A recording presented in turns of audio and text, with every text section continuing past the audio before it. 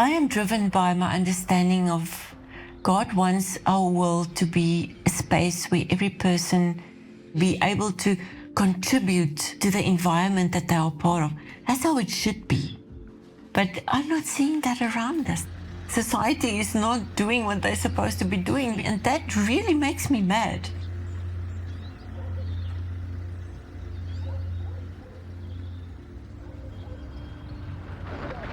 Victoria, it's a beautiful day in the Jacaranda City. First up, some great news for commuters. Construction on the R21 highway expansion. The space where we choose to work in is a reflection of Africa. If you ask the more affluent side of Pretoria, do you ever come to Sunnyside? They'll nearly die. They said you just get mugged and attacked. But it's the most amazing space.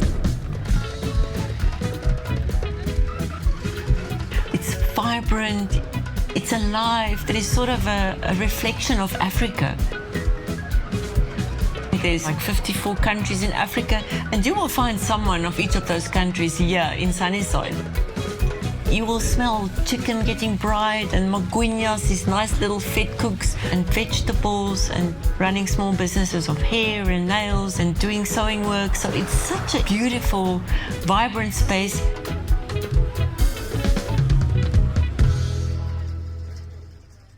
It's a very interesting space, but on the other hand, there's so many different social challenges in this area. You find the cheapest accommodation in Sunnyside. You will find different families living in one sitting room. To get a job in Sunnyside is very hard. People work like 17, 18-hour days and never be available to their family and to their children.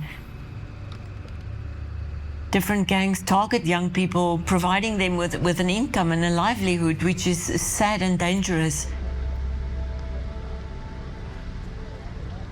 More than half of our country's people are in survival mode, and the other half are living in their privilege. And it's as if we're not seeing and hearing each other. If we can build those bridges to help people to see each other, to understand each other, rich and poor, that is what's going to change South Africa. If we don't get this right, our country is doomed.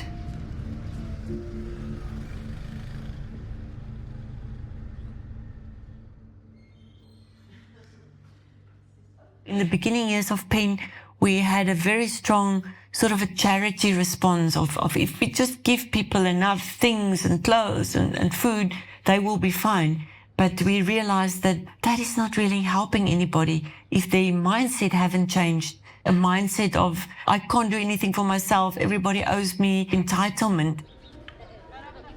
There's a very strong purpose from PEN to provide people with helping to think about transforming the mind. Because if I think differently about my own identity, who I am, my own potential, my own capacity to understand that I have opportunities and resources to make different choices. And one of the programs that was birthed out of that is Pendula, that incentivize initiative and action with points, and with that points people can buy themselves what they need.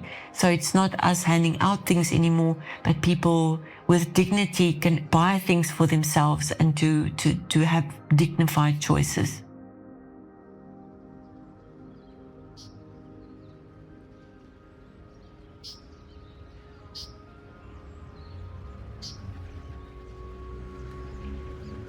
We get a lot of critique, especially when we switched over from stop giving out handouts. We get accusations like, but you should give me blankets, or you should give us food.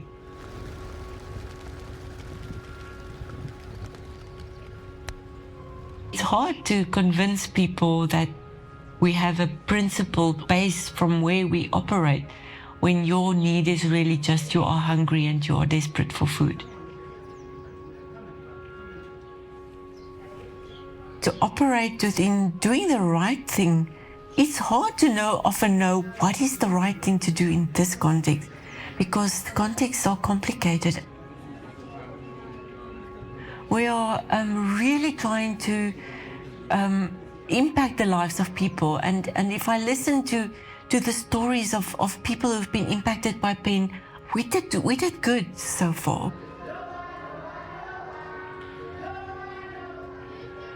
"10,000 little babies' lives would have been broken if it wasn't for the work that PEN does. For our children in the city who live in the city, it's safety, it's access to education. Our education system is so broken, and if we're not here to address these issues, to fix it, this is not going to change. And we have a country of young people that's angry, that's desperate, and I can just see disaster if we go down that road. We need to stop this, otherwise where are we going to end?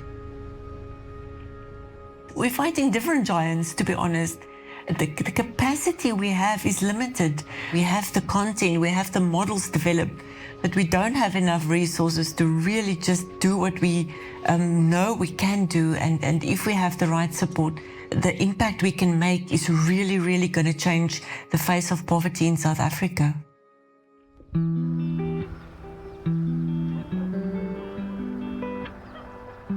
For myself and my family, it has really formed us in so many ways that I believe my kids grew up with an understanding that their privilege brings a responsibility to them. My husband and I have both been part of PEN for 30 years. If you ask our children what is the biggest points of contention in our family, it's always about PEN. So he's the more practical-minded person. I'm more the one focusing on the projects and the people. I think it appears very romantic to people, but the inside of that is sometimes very, lots of tension and lots of stress. It's a two-way road. There's lots of benefits to it, but there's also sacrifices in it.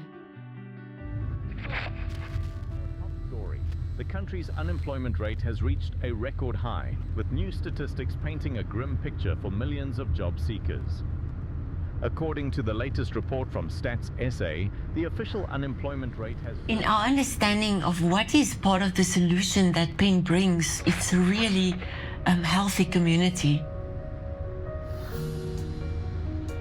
It starts with the small little things. Just take ownership for what you can. That is part of the solution. That is what we are starting to see happening in places.